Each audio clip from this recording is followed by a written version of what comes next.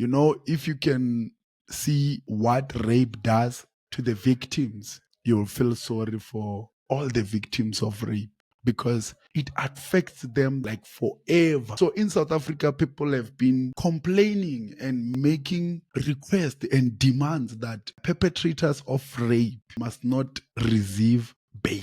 And maybe it can even be a life sentence in prison. On the other side, others are saying, how about death penalty to the people who are raping people in our society? I believe that they are all justified to say what they are saying because of what we've seen rape do in our society. But here comes a problem. What are we saying about all those people who are wrongfully accused?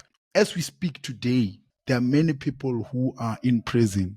There are many people who have criminal records, who have lost jobs. Others, they have lost endorsement, like more especially celebrities. Their names were tarnished. Those people were wrongfully accused of rape.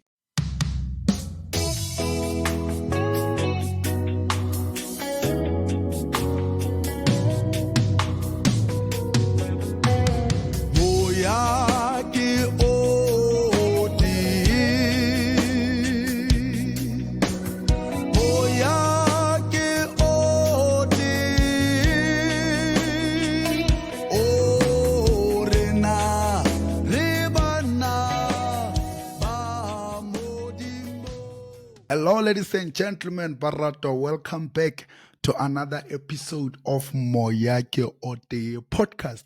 Let me start by thanking our Lord God Almighty for making it possible for us to reach yet another episode. Today we are on episode number 25. This is half of 50. That's amazing. We keep on moving. We keep on moving. I hope this platform is impacting your life. It's inspiring you in a very, very positive way. So my words of encouragement today to you is that no matter the problems that you have, we are all going through things in life.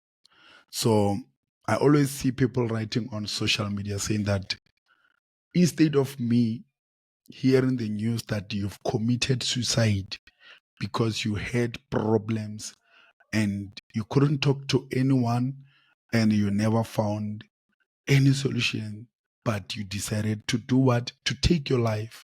I'd rather listen to your problems right now. So I'm saying all this to encourage you wherever you are, that when you feel like you are overwhelmed, you have like serious problems, it's very, very important that you find someone you trust, someone that you can talk to, so that you do not die alone. Suicide is not a solution at all. I understand that we have this problem that whenever you talk to someone about your problem, tomorrow you hear people talking about it on the streets, and it makes you to feel even more worse than you were before. I encourage you to pray, to ask wisdom from the Lord. Usually you'll hear people say that kneel down, pray, take it to the Lord in prayer. God will not tell anyone. It will be between you and God. But I believe that when you take it to God in prayer, God is going to bring the right people into your life, the people that you can talk to. Some people have medical aids, but they don't even go to therapy. You can try therapy as well, where you talk to the professionals if you afford one. Even at the public hospitals, there is those services. So do not die alone. We all have problems, but find a relevant person that you can talk to. You can talk to your priest at church. You can talk to your pastor. You can talk to your teacher. You can talk to your mentor. And sometimes you can just talk to a complete stranger. So you don't have to be reckless and just talk to anyone about your problems, but make sure that you find a way to talk about it. It's going to help you. And note that suicide is not a solution. People who knows about the spiritual realms. When you commit suicide, you are not going to rest. Your soul is not going to rest. You're still going to face more problems. Sometimes you have children, you have family, you have people who love you. You've left them with bigger problems. So do not take your life. So, what are we talking about today? Um, there is news trending right now. Kolisi is divorcing with his wife. You know, it's crazy in South Africa that always when there's a relationship problems or people are divorcing or someone is cheated or what, the man is always the problem. Why is it like that? Why is it like that, Vele?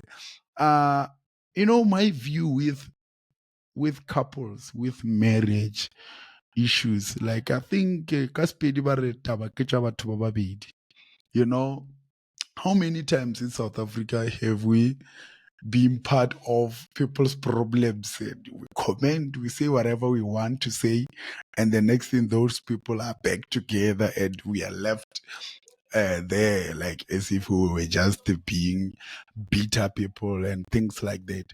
But looking at Kolisi's issue, I think a lot of men out there has suffered with porn, has suffered with cheating and things like that. You can check out Michael Todd, Pastor Michael Todd.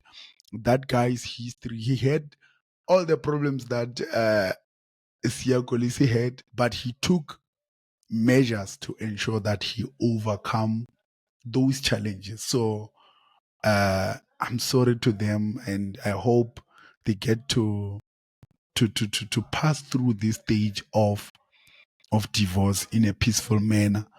As a society, we cannot judge them and be like, so and so is wrong, so and so is right, because at the end of the day, they're the ones who were sleeping on the same bed together, they were staying together, and most of the times when there is a divorce, both parties have contributed. Both parties have played a part for the relationship to end where it ended. So I see a lot of judgment on social media. So I'm not a judge. I'm just saying, if you go back to my episodes where I'm talking about relationships, you'll be able to approach a relationship in a good way. You'll be able to get in marriage in a proper way. And I believe that you will never be a victim of divorce, because divorces, cheating, and all these toxic breakups, these things started before you met. Now these are the after effects. If you approach a relationship in a proper way, I don't think you're going to have a problem of divorce or toxic breakups. Yeah. But today, something that I want to talk about, it's very, very painful. You know, in South Africa, we have a problem. It's actually around the world. We have a problem of rape, sexual offenses. You know, if you can see what rape does to the victims, you'll feel sorry for all the victims of rape, because it affects them the entire of their lives, like forever. So in South Africa, people have been complaining and making requests and demands that perpetrators of rape must not receive bail, and maybe it can even be a life sentence in prison. On the other side, others are saying, how about death penalty to the perpetrators of rape, to the people who are raping people in our society? I believe that they are all justified to say what they are saying because of what we've seen rape do in our society. But here comes a problem. What are we saying about all those people who are wrongfully accused of rape? As we speak today, there are many people who are in prison. There are many people who have criminal records. There are many people who have lost jobs. Others they have lost endorsement, like more especially celebrities. Their names were tarnished. Those people were wrongfully accused of rape, and for some of them, it's unfortunate that the truth never came out. And there are those whereby the truth did come at the end of the day. What are we saying about this? This is what I want us to focus on today. The people who are wrongfully accused of rape. What inspired me to talk about this is what happened on Skim Sam. I no longer watch Skim Sam. The last time I was so focused on Skim Sam, it was when Kwaito and Tibos was doing metric when they went to Gauteng University. Like they went they did metric the same time that I did metric. So I was relating a lot. Even when they went to tertiary, I also went to college. So it was so relatable when Tibos was having problems in his relationship with Enke. I remember Lena Mujolo Aganotama like similar but so it was so relatable. But then like recently I'm just out of TV. I don't even have a TV here. Like I just watch YouTube and other things. So, but there is a trending story on social media platforms about Ntwaki and Toby, of which Toby is now sentenced to 15 years because of the issue of rape, where many people are so angered they take it as a wrongful arrest or a wrongful accusation of rape. Because from what I understand, on the day where they had that sex, they went out, they were still dating. Nebajola. They went out and they decided to find a private place where they can do their things. While they were busy with the foreplay, they were getting inside to the things. The lady was like, Mina, I want to go home. And Toby, like any other boy, like any other guy, he convinced her to stay and do the things. And they did it. From the story of Ntwaki and Toby, I think so many guys in our society can go to jail of rape. So many guys can get arrested of rape because we don't understand the issue of consent clearly.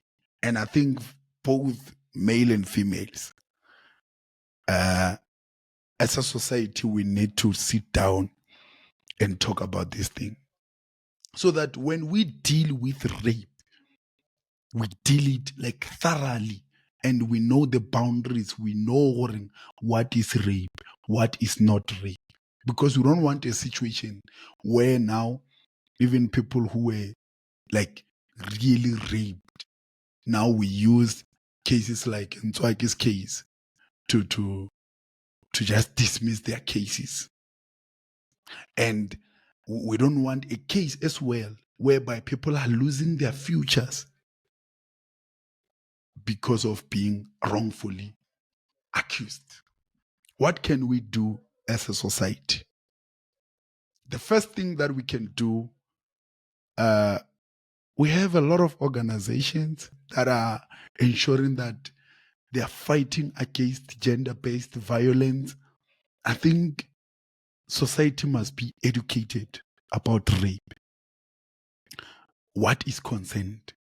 Because right now, it's very tricky. It's very tricky. A lot of us can get in trouble because of this thing.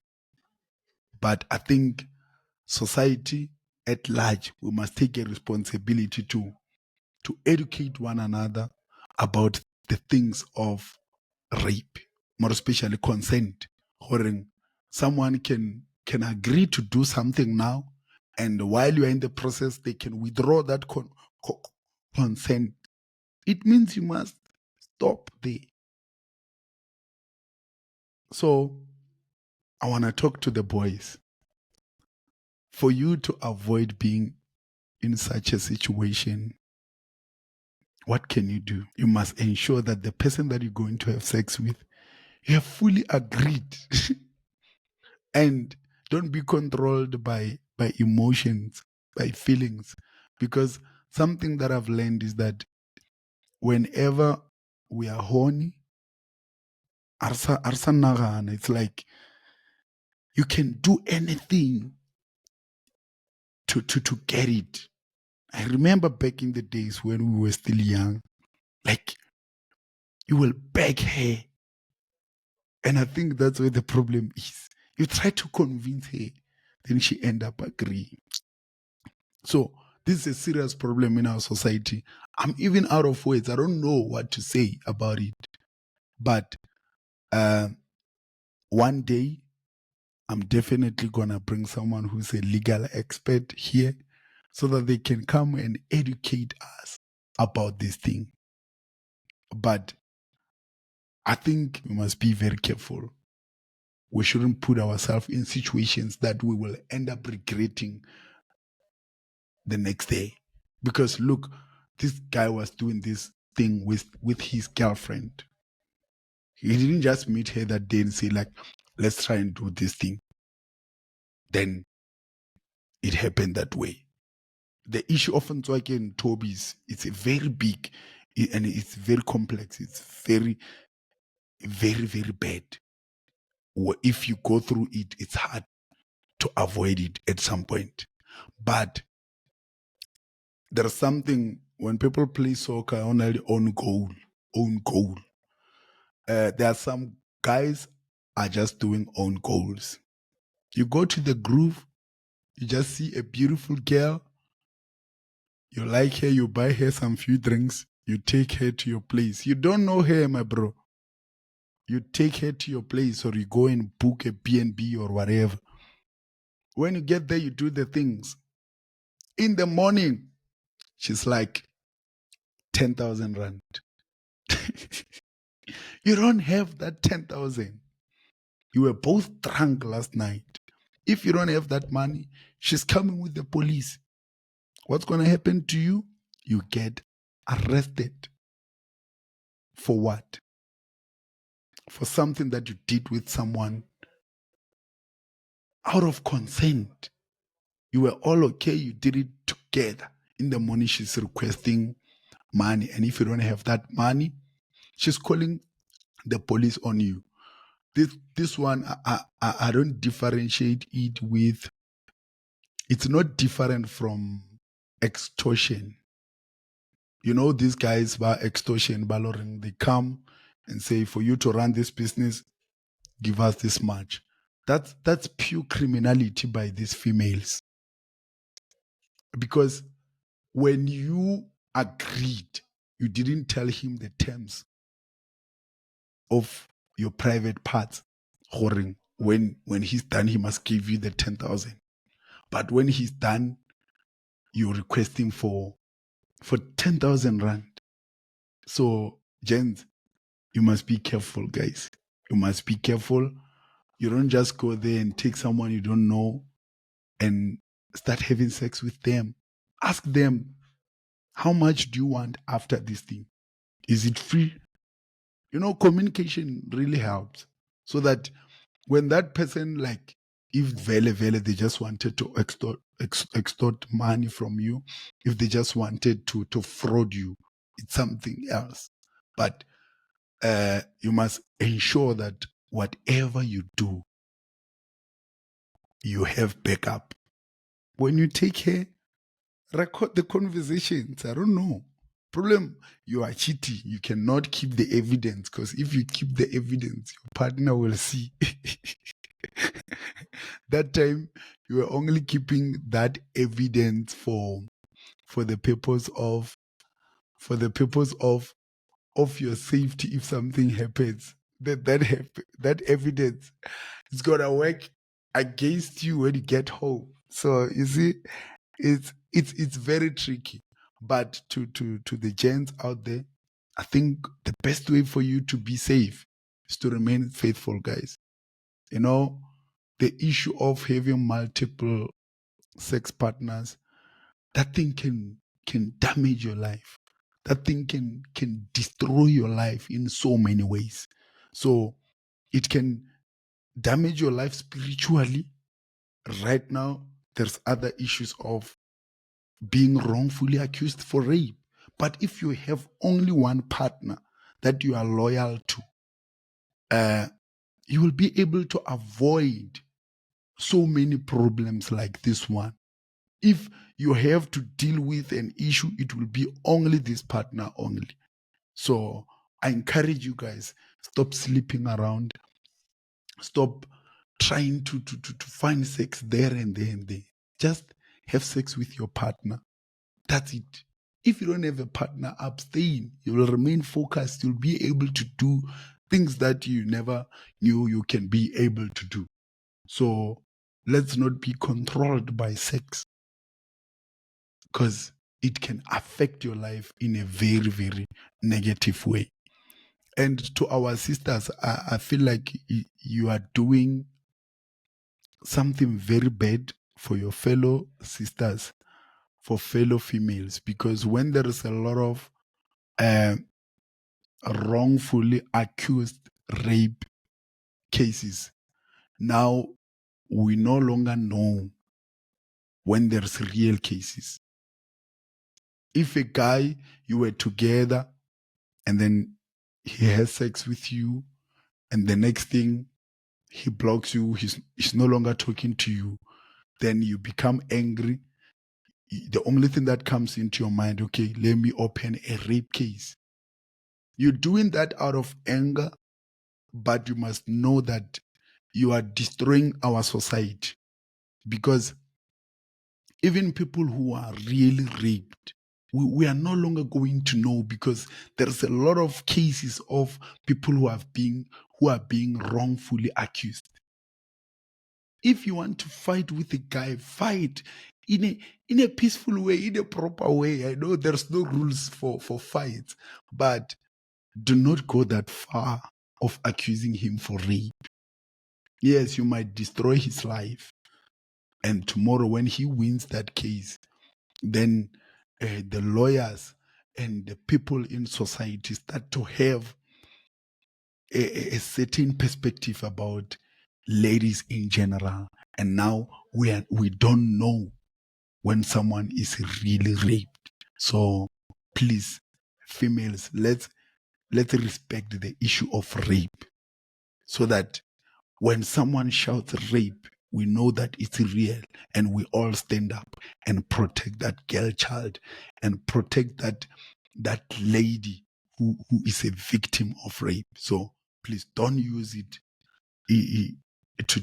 to fight your own battles. This is a real issue that we cannot play about. So please share in the comment section what you think about this issue. Like, I didn't even know where to start, but I think that's all my views. So I would love to know what you guys think about this thing as well.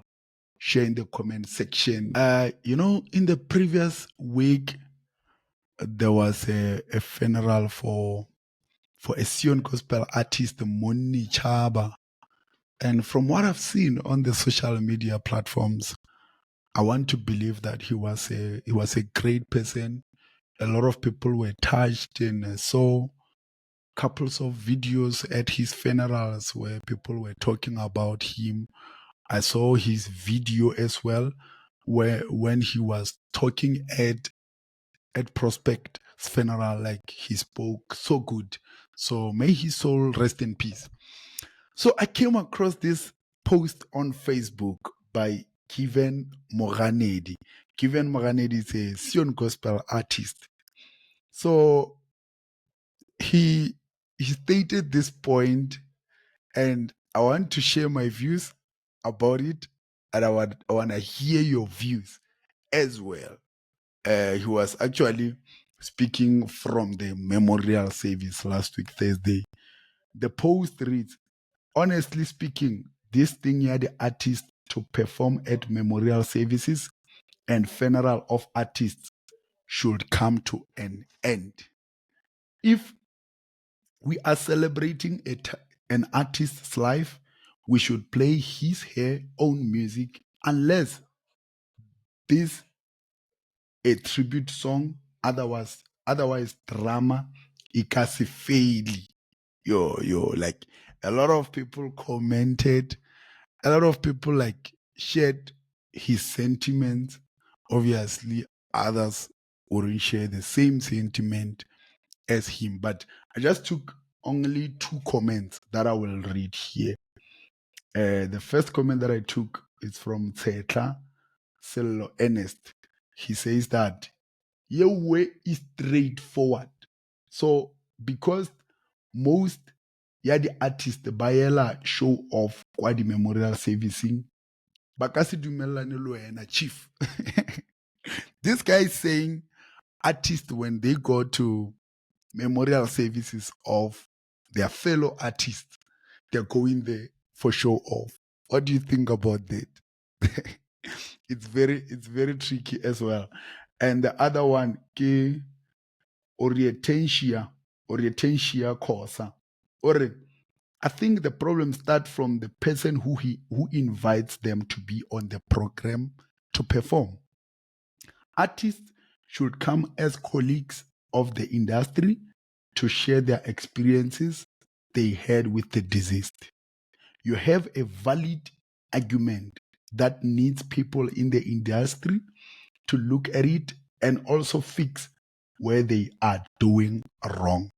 This is very serious. So I don't know what you guys think about it. Do you think when an artist has passed away, the fellow artists shouldn't perform at the memorial service, or they should perform? What are your sentiments about this one? I think with my view, there's a part of me that agrees with given Moganedi. There's a part of me that disagreed. But from what I've seen on the social media platforms last week on the memorial service, like I saw people were enjoying, were dancing, like, and I'm like, funerals in our African culture, they are treated with high respect. When we were growing up, when we were still young, when there is a funeral in the community, as children, they will close us indoors. And you will see people walking, like cars driving slowly. There's no loud music in the community. Like from Friday or during that week of the funeral, everything is quiet. Like everything is treated with respect.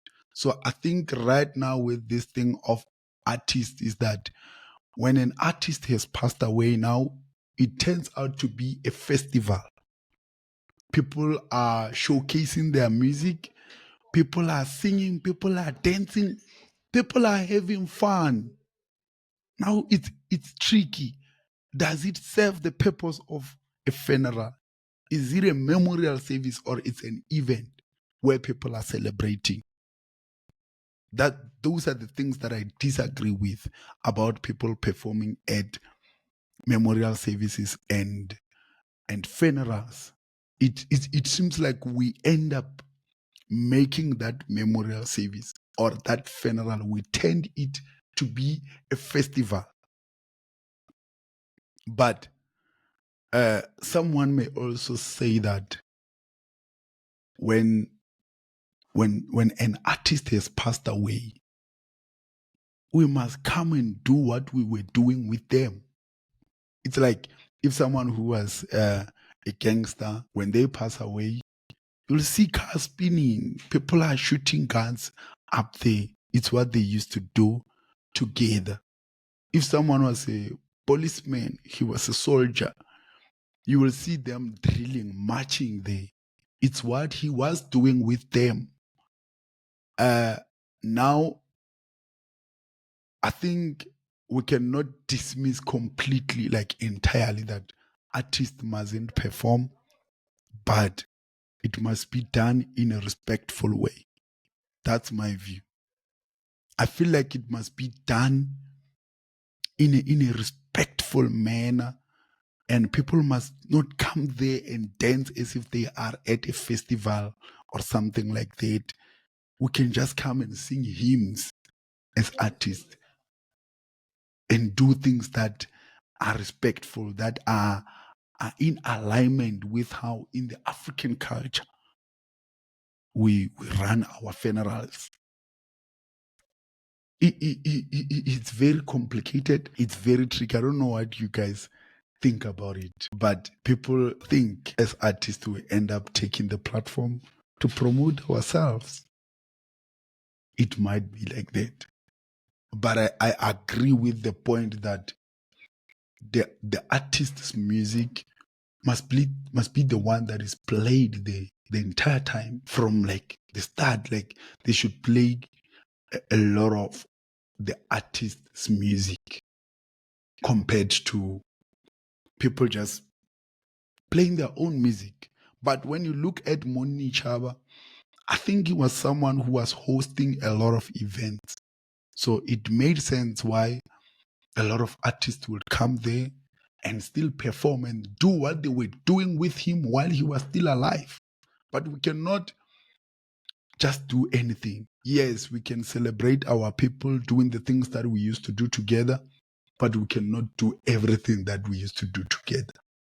There are some things are not in alignment with funerals. So now, just share in the comment section what you think about this issue that Given Moganedi has brought to the people. It must be looked into, and at memorial services and at funeral services, there must be order. I think that's all I can say from my view. There must be order, and if an artist is performing, the manner in which they perform at that funeral should reflect the funeral and how in our culture we were taught to respect the funeral. But mostly, if someone was an artist, he was a singer, yes, his music must be the one that is dominating at the funeral service. So that's all for today. And thank you guys for tuning to Moya Keo Tee podcast. I really appreciate your support on this platform. And please keep on commenting, keep on sharing these videos when I post them on social media platforms. And I really appreciate people that when I come across, they tell me about this podcast, how it inspires them. Wow. We are really working. We are really working, and we're trying our best to become the best globally. Charity begins at home. We start here at home with you, the person who's watching. Whether you've tuned in Lewawa 2, you won. I appreciate you guys, and I love this platform. I love Moya Keo Tee. We're looking forward to change your lives in a very amazing way. So if you haven't subscribed yet, please do the right thing. Subscribe to Moya Keo Tee podcast. Until we meet again, may God bless you. Tanko.